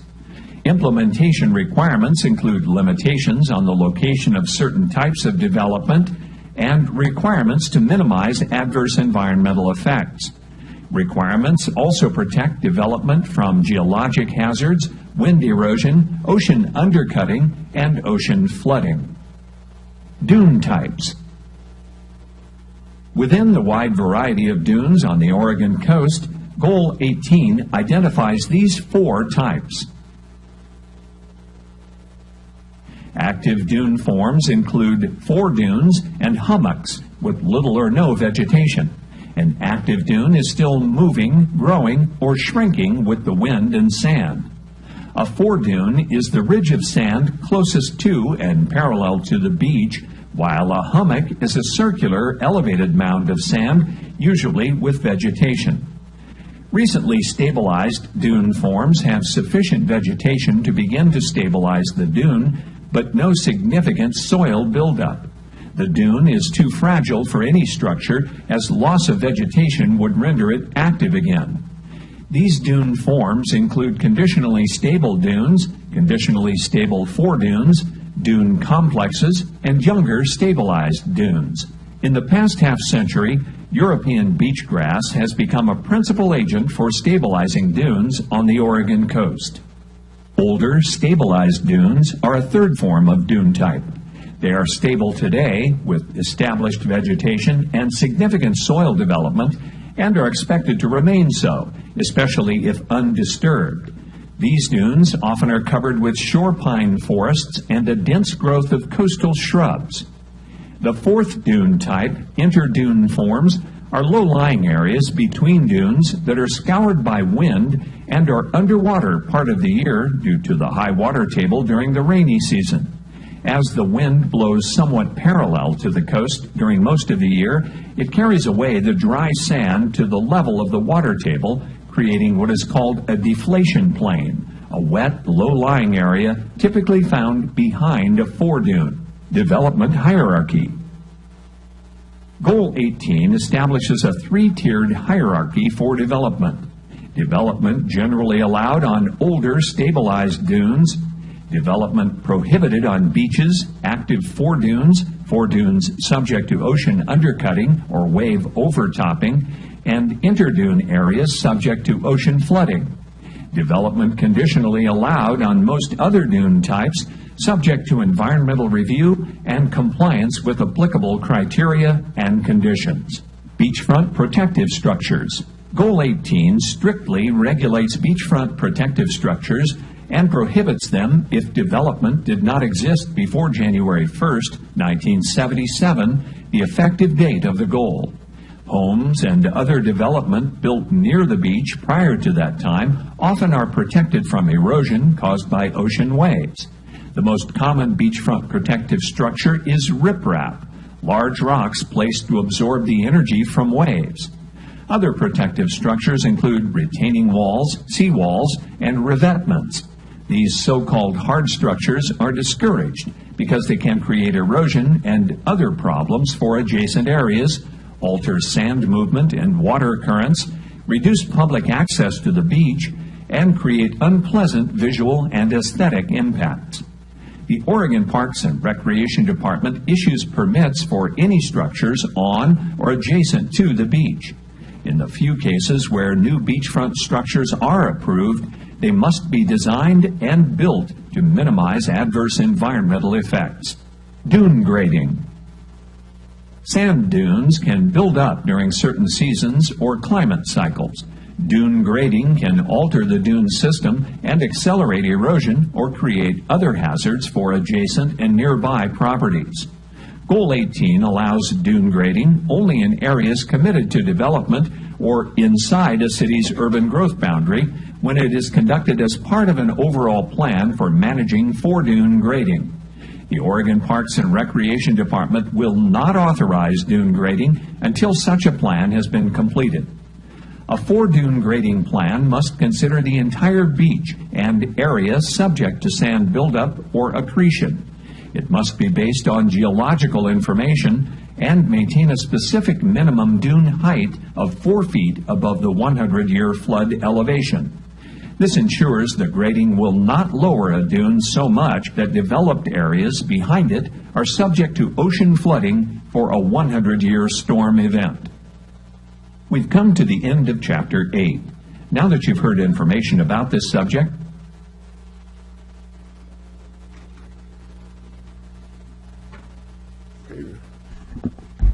that's the end of the relevant chapters from the DLCD website. I just wanted to run through them because it goes, in the 3 nights we've had them, it's gone through all the relevant statewide planning goals that we have to address. In a lot of the matters that you consider, one of the requirements is whatever it is has to be consistent with the statewide planning goals. And so this gives you an introduction to what the goals are saying and what has to be done. And I'm sorry, go ahead, Steve. In the future, we'll be doing, I want to do training every meeting if we have time for it, and go into other areas as well. So. It seemed to me from the what we learned that Siletz Bay is managed as a conservation management unit. Is that correct? It's a conservation estuary, and it has various management units in it. Like the Taft area is, I'm trying to remember what it is. It's some development can happen there, but areas south of there are to be left natural. Thank you. And the Lincoln County, the estuary is in Lincoln County, so Lincoln County has the estuary management plan. Thank you, that was very interesting, yeah. All right, we've come to the reports and comments section of our agenda. Richard, do you have any reports? I have nothing. All right, City Attorney? Planning Commissioners? I just want to thank Deborah, and I hope you'll extend to the Parks Board our appreciation for a job very well done. And to the Lincoln City public for their participation in this process. It's been great. Thank you. Yeah. All right, and I'm not going to ask for public comments on non-agenda items since we have no public left in the room. Our next meeting is going to be on March 21st, and we have a public hearing on variance 2017-01. So we'll see everybody in 2 weeks, if not sooner. Meeting is adjourned.